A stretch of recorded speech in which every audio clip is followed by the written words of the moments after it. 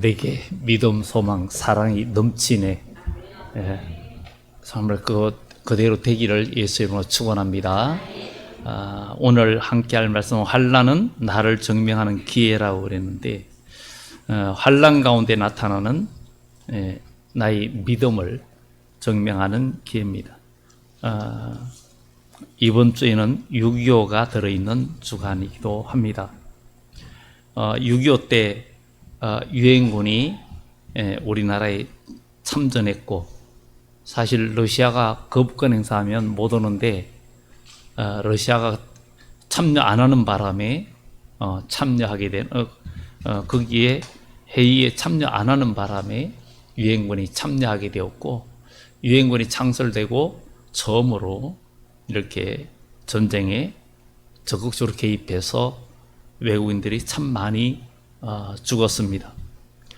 그때에 이디오피아에는 셀라시 황제가 있었는데, 거기에는 황실 건의대 특수부대에서 거기에서 6천 명이 좀 넘는 6,037명인가 그래 되는 군대를 한국에 파송하면서 그들이 50년부터 56년까지 우리나라의 주둔에 있었습니다. 그 강요부대에게 너희는 가서 명령을 합니다. 너희는 가서 싸우되 너희는 가서 싸울 때 이길 때까지 싸워라. 그리고 또 죽기까지 싸워라. 이렇게 황제가 명령을 내렸어요. 그런데 이 강요부대가 전투 253번의 전투에서 다 이겼고 한 명도 포로가 없었어요. 한 명도 포로가 없은 이유가 뭘까요? 이길 때까지 싸우고 죽을 때까지 싸웠기 때문에. 그래서 그때에 그들이 죽은 자가 약 124명 정도, 그리고 부상자가 536명, 그런 그 일이 있었습니다. 그들이 전쟁 끝나고도 동두천에 남아서 전쟁 고아들을 위해서 또 전후 복구를 위해서 그들이 도왔고, 그리고 보화원을 세워서 전쟁 고아들 보화원을 세워서 또 이렇게 나라를 위해서 기여하기도 했습니다. 그런데 그들이 고국에 돌아가가지고 고국에 나중에 정권이 바뀌면서 사회주의로 바뀌면서 그들이 홀대받으면서, 왜냐하면 사회주의 공산주의 쪽 그런 형태니까 사회주의로 바뀌면서 그들이 홀대받고 어려움을 겪었던 역사적인 사건이 있습니다. 여러분 주보에도 실었지만 이 전사자 수는 좀 차이는 있지만 유엔군 전사자가 약 4만 명입니다. 미군 전사자가 약 3만 6천여 명, 좀 더 통계를 내면 36,574명, 그리고 기타 유엔군 참전국에서 약 3,100여 명이, 그래서 약 4만 명이 전사했습니다.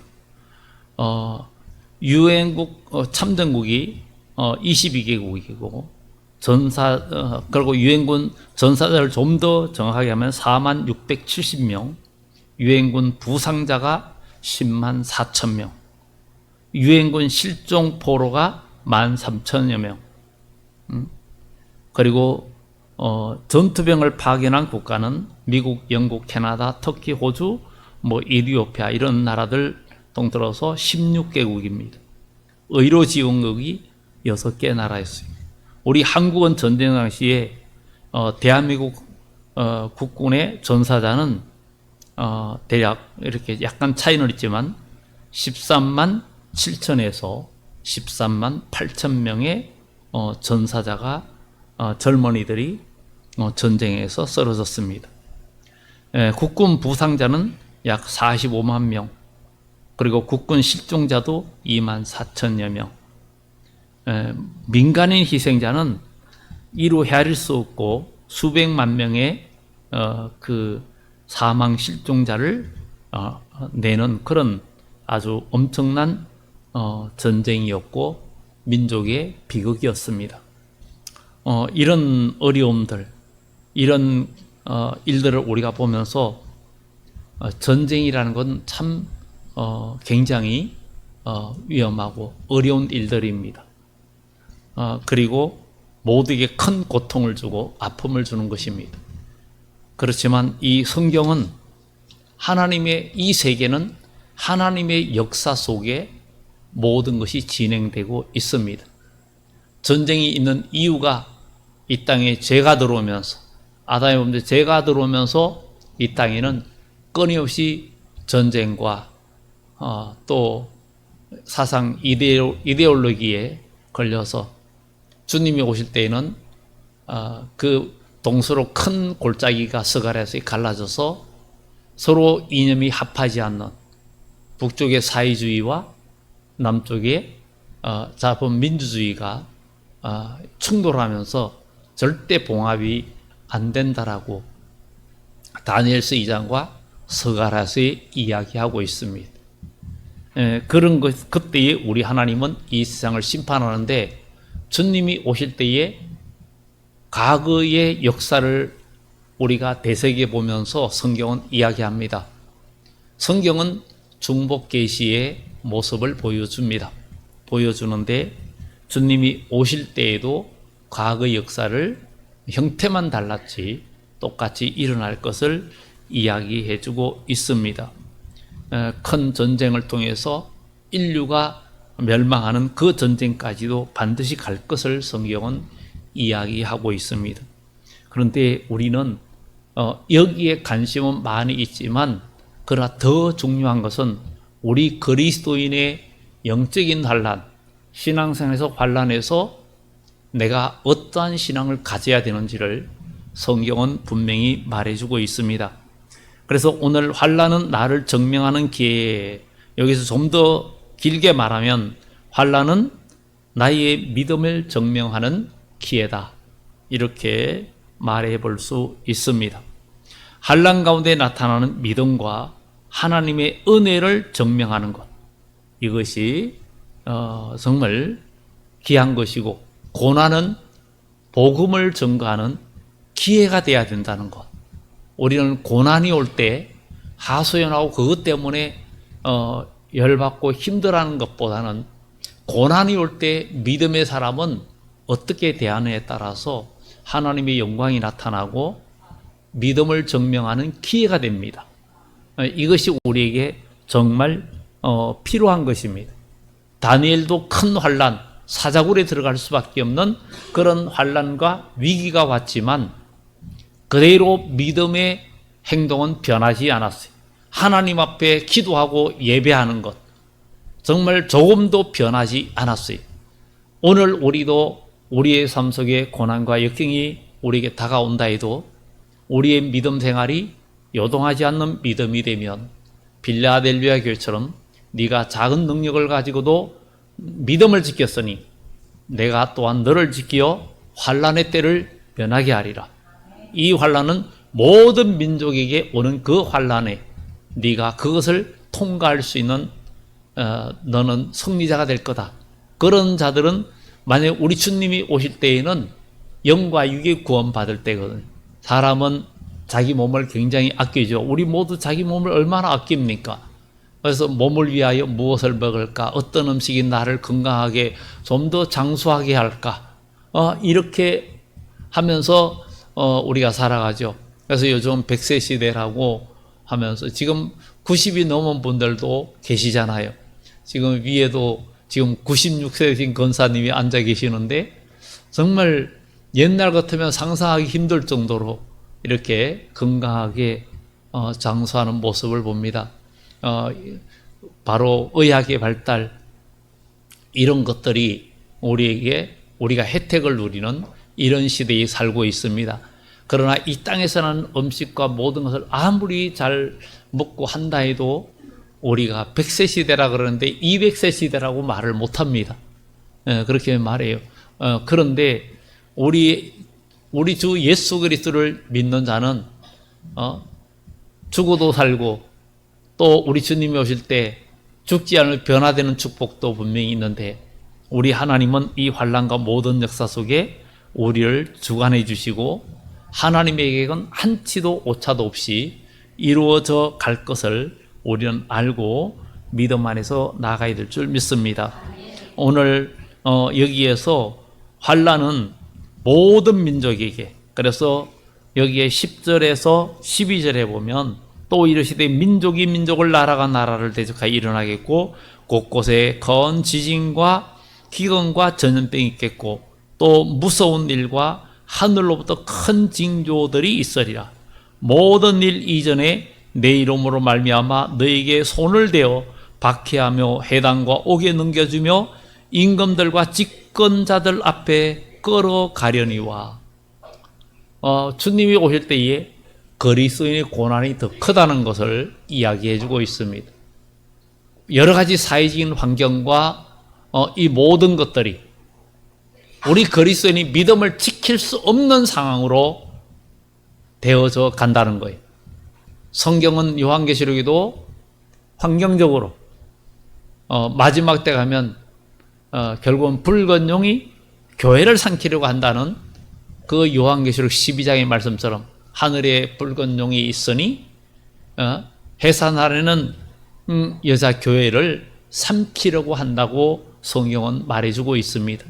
우리가 이런 것들을 의미를 분명히 알고 우리가 믿음을 지킬 수 있는 그런 신앙생활이 되어지지 아니하면 정말 세상과 타협하고 인본주의로 살아가다가 나중에 가면 우리는 아무런 준비 없이 우리 주님이 오실 때에는 슬기로운 다섯 처녀처럼 슬기로운 다섯 처녀는 분명히 등과 기름을 준비했다.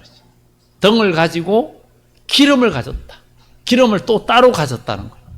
미련한 처녀는 등은 가졌지만 기름을 가지지 아니하고 슬기로운 처녀는 기름과 함께 등을 준비해서 신랑이라도 할 때 가져갔어요. 그래서 어둠을 밝힐 수가 있었습니다.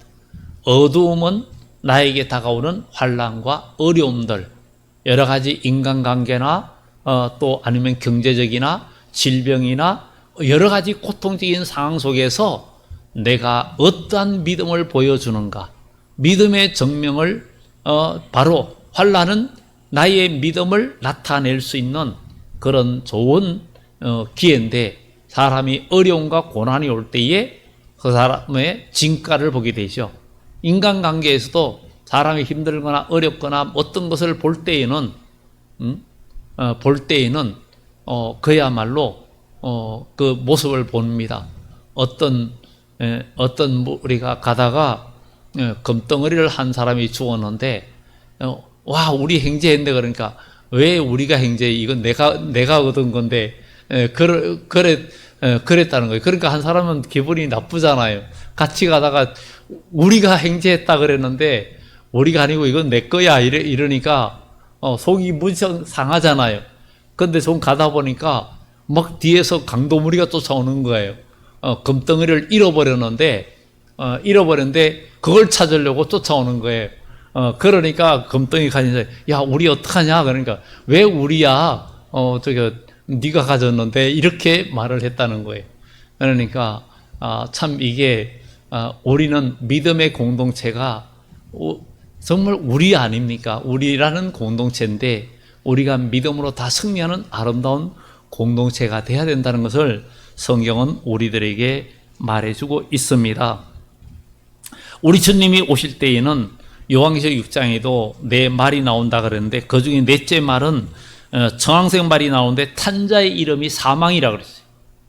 탄자의 이름이 사망이래요.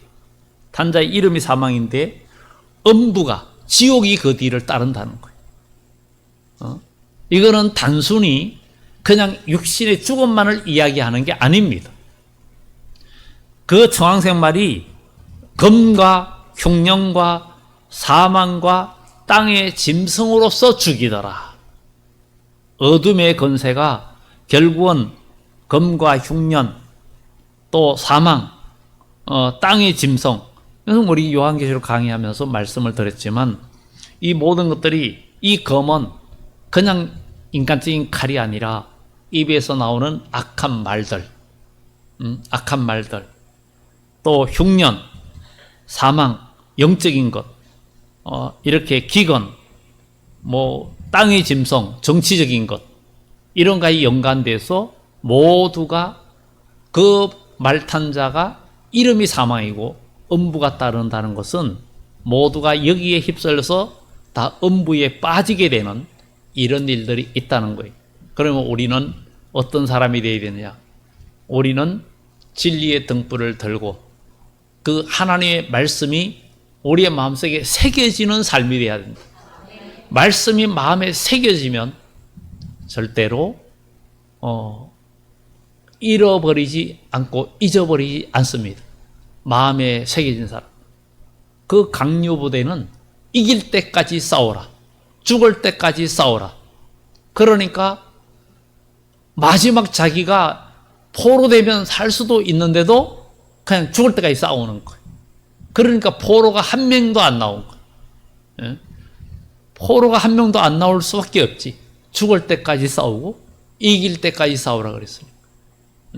그런 우리 주님께서도 우리에게 진리 안에서 영적인 싸움을 하는데 우리에게도 그런 명령인 것 같아요. 셀라시 형제처럼 이길 때까지 싸워라.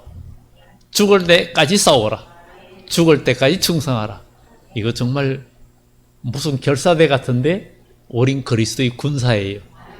그리스도의 군사예요. 과거 백제의 5천 명의 결사대보다도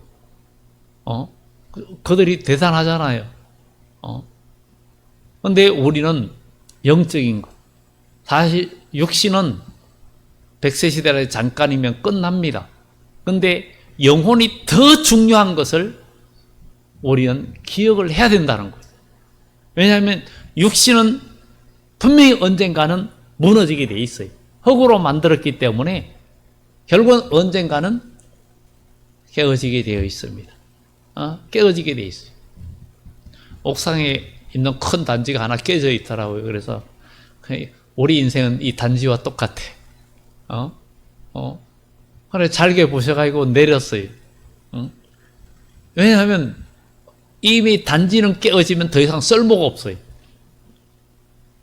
흙벽돌 같은 거는 집을 졌던 것도 부시면 다시 거기에다가 뭘 심으면 자라기도 하는데 이게 그런 단지나 이런 세금팔이 뭐 도자기 깨진 거는 아무짝에도 쓸모가 없어요. 우리 인생도 그와 똑같습니다. 그러나 우리에게 더 중요한 게 영혼입니다. 영혼이 육신을 위하여 무엇을 먹을까 무엇을 입을까 염려하지 마라. 너희의 영혼이 더 중요하다는 거예요. 그리고 주님께서 그랬어요. 너희 몸을 죽이는 자를 두려워하지 말고 너희 몸과 영혼까지도 지옥에 멸하는 일을 두려워해라. 그분은 우리 주 예수 그리스도 우리 주 하나님이십니다. 그분은 죽은 자를 살리고 고린도후서에도 땅에 있는 우리 육신의 장막이 무너지면 땅으로 흙으로 지은 몸이 아니라 하늘로서 새로운 몸을 입혀주신다. 예수님이 부활한 몸, 그 몸, 시공간을 초월하는 몸, 그리고 몸을 가졌기 때문에 예수님은 생선을 제자들이 내어드릴 때 그 생선을 잡수셨어요. 그리고도 또 그 순간에 그 자리에서 갑자기 또 사라지셨어요. 이런 몸을, 변화된 몸을 고린도전서 15장의 말씀처럼 우리가 마지막 나팔 소리니까 순식간에 우리 변화되리니 이 말씀이 적용되고 그대로 이루어진다는 것을 우리는 믿어야 될 줄 믿습니다. 그리고 성경의 선지서에도 그날에 하나님의 믿음의 사람들이 그날에 모든 연약한 자도 청년 같겠고 그랬어요. 청년 같겠고. 새로워지는 역사를 경험하게 된다고 합니다. 그런데 이 세상은 지금 온 세상에 많은 어려움들, 환난들이 있게 되죠. 그래서 성경은 25절에도 이럴 성시는 징조가 있고 땅에서는 민족들이 바다의 파도의 성난 소리로 인하여 혼란 중에 공고하다. 사실 전쟁으로 인하여 모두가 공고해지잖아요. 물가도 오르고 기름값도 오르고 항상 불안하잖아요. 이제 저렇게 한계를 느끼면 늦게 되면 사실 우리나라 6.25 전쟁 때에도 트루먼 대통령이 핵무기를 만지작거렸어요.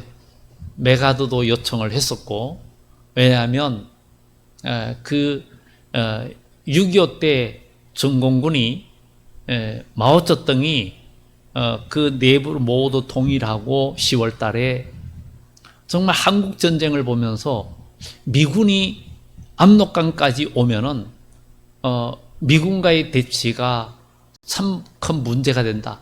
그러니까 완충제가 필요하니까 우리가 군대를 파송하자. 그럴 때 처음에는 계속 반대가 일어났어요. 반대가 일어났는데 결국에는 설득시켜서 중공군이 38만 명이 그냥 진군에서 내려온 거죠. 내려오면서 그들이 제공권은 미국에 있으니까 낮에는 그냥 나무밑이나 이런 데서 숨어서 자고 그냥 엎드려 있고, 심지어 낮에 움직이는 자는 그 자리에서 적결 처형할 정도로, 왜냐하면 미군 전투기가 뜨거나 뭐 하면 발각되지 않으려고 은밀하게 그렇게 내려오면서 그들이 그때 신호는 뭐 없으니까 꽹가리 피리 이런 것들을 그래서 가지고 신호를 하면서 그들이 내려왔는데, 미군의 그 한 15,000명의 분대가 개마고원에서 그냥 미군의 그 중공군의 12만 군대에 에워싸여 가지고 거기서 전쟁에서도 수천 명이 4,000명이 넘는 미군이 몰살당하는 그런 일들도 있었고, 그러나 그게 제일 큰 적은 강력한 추위, 그때가 100년 만에 한 번 올까 말까한 강추위가, 개마고원이 우리나라에서 제일 춥기로 유명한 곳인데 해발 약 1500m 되는데 그 추위로 동사자가 속출했고, 그쪽으로 온 중공군의 12만 대군도 거기에서 동사자가 전투에 죽은 자보다 더 많은, 왜냐하면 전쟁을 하다 보면 피곤하고 막 힘들다 보니까 전쟁하다 앉으면 총 쏘다가도 앉으면 그냥 잠드는 그런 상황인데, 실제로 그 사진들과 이런 것들을 보면 막 그냥 수백 명이 막 그냥 너무 조용해가지고 미군들이 지나가면서 보니까 공격받을 줄 알았는데 가는데 보니까 전부 다 총을 들고 엎드려가지고 쏘는 자세로 뭐 여러 가지 자세로 다 그대로 얼어 죽어 있는, 영하 40도까지 떨어지는 이런 일들이 있었고, 그러면서 정말 중공군의 8만여 명이 추위와 전쟁에서 거기에서 장진호 전투 그 지역에서도 다 사라지고, 미군도 4천 몇 명이 그렇게 전사자가 나오는 그런 일들도 있었는데, 그때 전쟁도 참 참혹했지만 미래의 전쟁은 뭐 상상을 초월하는 그런 일들이 일어났는데, 우리는 중요한 것은 이럴 때 우리가 어떻게 해야 되느냐. 바로 이 세상의 환란도 오지만 우리 교회는, 우리 그리스도인은 어떻게 해야 되냐. 그리스도인은 영적인 환란이 또 다가온다는 거예요. 환란은 어느 누구나 다 있어요. 고난도 어느 누구나 다 있습니다. 그러면 이 환란과 고난이 올 때 진짜 환란은 믿음의 진실성을 드러내고 믿음이 어떠한가를 보여줍니다. 그래서 오늘 본문에 이런 환란이 도리어 너에게 증거가 되리라. 이 일이 도리어, 13절에 이 일이 도리어 너에게 증거가 되리라. 증거가 되리라. 오히려 증거의 기회가 된다는 거. 거기에 일이라고 써 있죠. 아래 보면 증거의 기회가 된다는 거. 믿음이 없는 사람은, 믿음이 내게 없으면 어려움이 오고 환란이 오고 인간관계나 경제적인 어려움이나 질병이나 모든 어려움들이 올 때에 인간적인 방법을 찾고 사람에게 호소하고 인간적인 문제에 붙들려서 무너집니다. 신앙이 무너져요. 하나님께 영광 돌리는 그 삶이 무너지고 인본주의로 돌아가게 됩니다. 그러면 하나님의 도우심과 하나님의 역사를 경험할 수가 없습니다. 다니엘의 세 친구나 다니엘처럼 정말 불구덩이에 떨어진다 해도 그냥 죽으면 죽으리라. 속사도 시대에 그 폴리갑이라는 그 속사도, 바로 사도 요한이나 이 사도들의 바로 밑에 제자들이 속사도라 그래요. 그가 80몇 세에 정말 네가 지금이라도 예수님을 부인하면 그 화영장에서 살려주겠다 해도 내가 80몇 세 살면서 우리 주님께서 나를 모른다고 하지 않고 나와 함께 하는데 내가 어찌 주를 모른다고 하겠느냐. 그냥 화영장에서 그냥 불에 타 죽으면서까지도 하나님 앞에 영광을 돌리면서 그냥 화영에 사라졌어요. 지금 그거 잠깐의 고난이지만 그것이 앞으로 하나님 나라에서 얼마나 큰 복이 되겠습니까? 이런 것들을 보면서 우리는 순교자의 각오가 아니면 믿음을 지킬 수 없는 것이 환난의 때에 온다는 거예요. 그래서 그런 고난이 올 때 너희가 도리어 정거의 기회가 된다. 그래서 우리는 고난과 역경이 올 때, 환난이 올 때 믿음을 나타낼 수 있고 믿음을 증명하는 기회가 되어야 된다.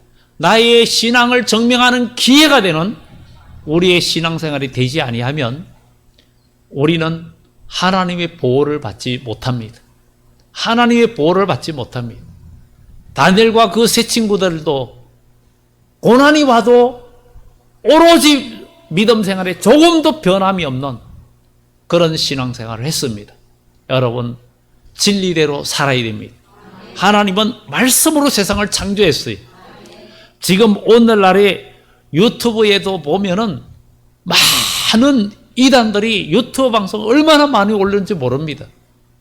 여러분, 거기에 보면 잘못된 일들이 자기들의 그 관심을 끌기 위해서 하는 것들이 굉장히 많습니다.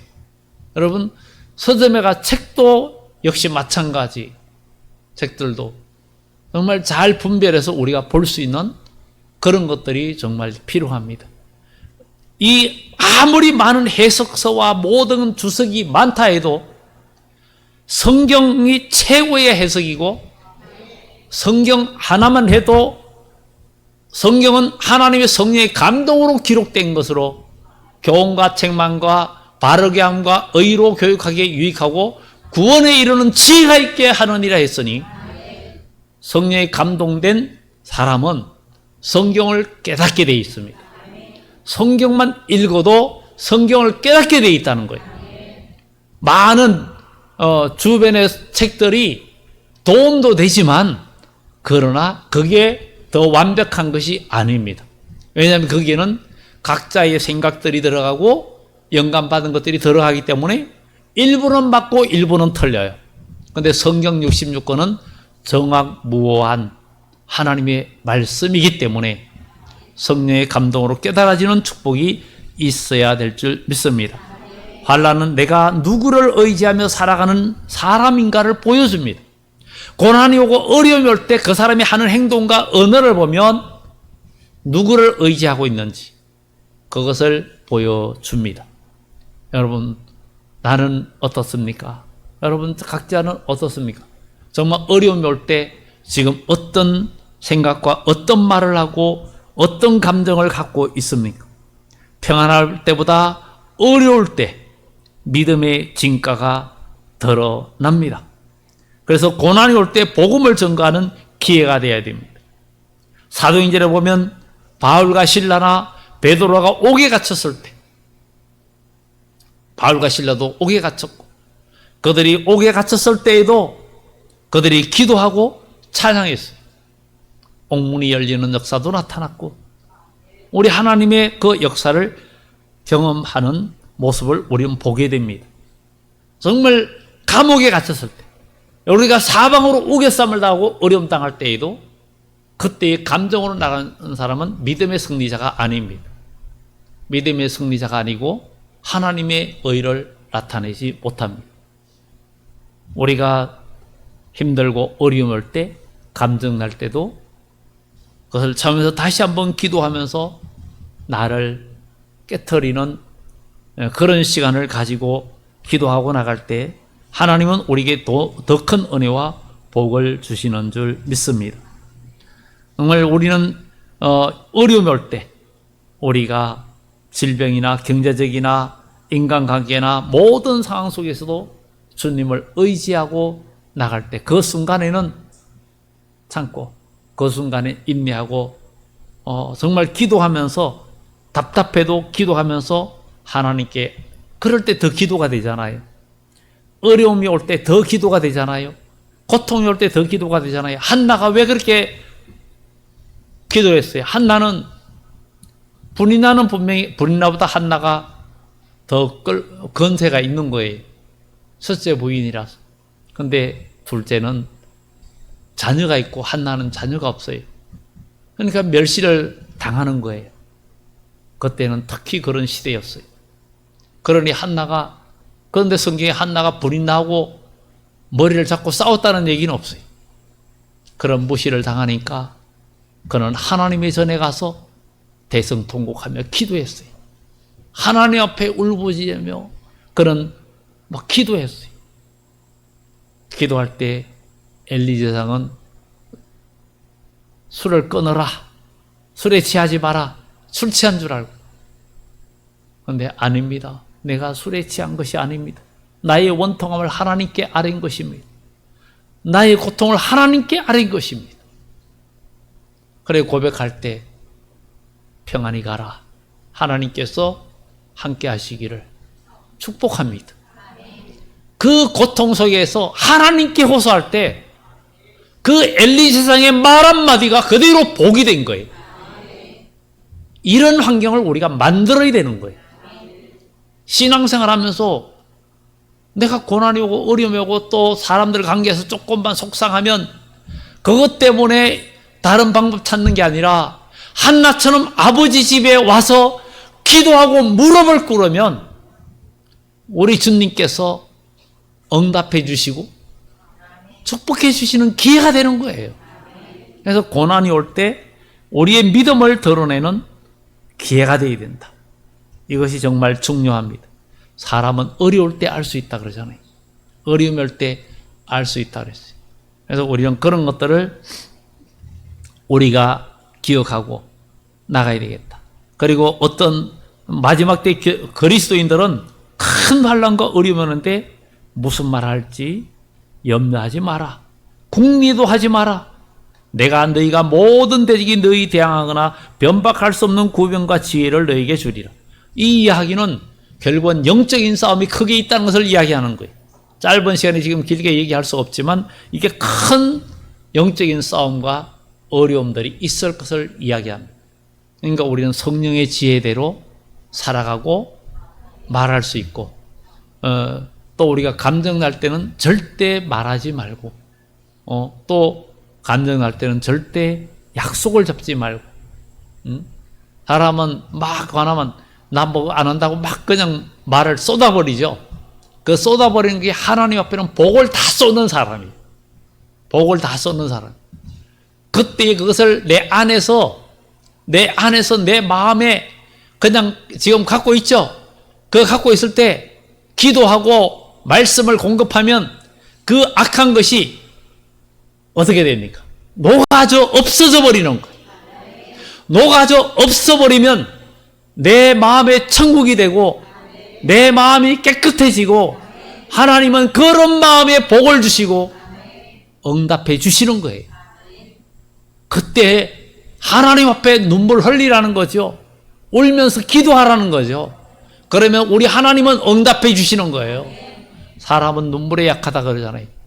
우리 주님도 우리 하나님도 눈물에 약해요. 우리 하나님도 눈물에 약해요. 여러분들이 눈물에 약합니다. 하나님은 믿음으로 기도하는 자들을 결코 버리지 않습니다. 우리 영혼을 끝까지 지켜주십니다. 그래서 너희가 내 이름으로 앞에서는 부모, 형제, 친척 모두 그러니까 믿음의 형제들 사이에서 서로 잡아주고 죽이고 마태복음 24장에도 말하죠. 그러나 끝까지 견디는 자는 구원을 얻을 것이라고 말하죠. 그리고 마지막 때에 주님의 이름 때문에 모든 사람에게 미움을 받는다. 진짜 믿음의 사람은 에서같이 믿음이 없는 사람에게 고통을 당하는 같은 공동체 안에서 영적인 사람과 육적인 사람의 충돌로 인하여 믿음의 사람은 영적인 고통을 느끼고 영적인 고통을 느낄 때 하나님 앞에 호소하는 자는 하나님께서 그와 함께 해주시고 또 하나님의 역사를 경험하게 되지만 그렇지 않은 에서는 결국은 우리가 말라기의 말씀처럼 말라기 1장의 말씀처럼 에스의 이야기가 나오는 것처럼 된다는 것을 우리는 기억을 해야 됩니다. 그래서 내 이름으로 말미암아 너희가 미움을 받을 것이나 너희 머리털 하나도 상하지 아니하리라. 너희 인내로 너희 영혼을 얻으리라. 그러니까 영혼이 너무 중요하다. 믿음의 시련이 인내를 만든다 그랬습니다. 기독교인들이 마지막 때 가면 붉은 사상과 붉은 용이라 그랬어요. 분명히 요한의 12장에 그들의 사상이 결국은 교회를 망가뜨리고 무너뜨리고 다 짓밟힐 때가 온다 그랬어요. 그들은 세력의 신을 공경한다고 다니엘서 11장에 이야기하고 있습니다. 그럴 때에도 우리는 주의 재림을 준비하는 신앙으로 또 우리가 주님이 오실 때에는 영과 육이 구원받는 때에는 흰 옷을 입고 나오는 자들이 구원을 받는다 했으니 우리의 믿음을 지키고 다 승리하는 그런 여러분들 되길 바라고 또 이번 주에 6.25 동란이 있었던 이 주간이기 때문에 특히 나라와 민족을 위해서 기도하면서 세계 복음화와 또 세계의 정말 모든 역사가 하나님의 섭리대로 이루어진다는 거 우리는 기억하고 더욱더 깨어 건신하면서 인내하는 여러분들 되기를 예수 이름으로 축원합니다. 기도합니다.